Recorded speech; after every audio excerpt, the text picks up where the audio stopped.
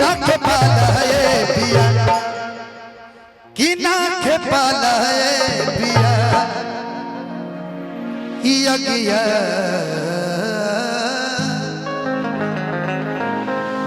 विकास भैया कहाँ है? विकास यादव भैया, विकास यादव मेरी आवाज सुन रहे हो तो आप मंच पे आ जाइए। किया तो हरे से भूती अरे ना खेपालाए पिया किया तो हरे से भूती ना खेपालाए पिया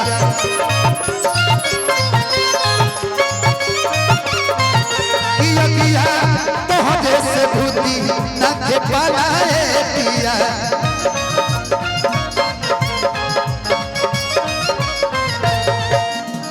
लेके आबो छुट्टी लहंगा लेके आबो छुट्टी लहंगा फेंकता में लूटी ना खेपालाए पिया लेके आबो छुट्टी लहंगा फेंकता में लूटी ना खेपालाए पिया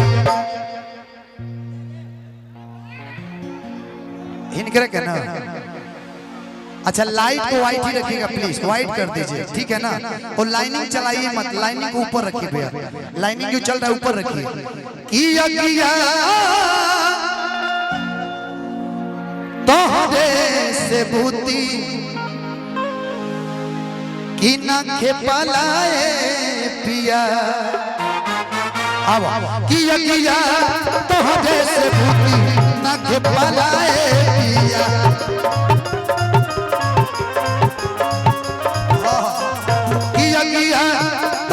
से पूजा हो ना खेपालाए नदिया तो हरे से पूजी ना खेपालाए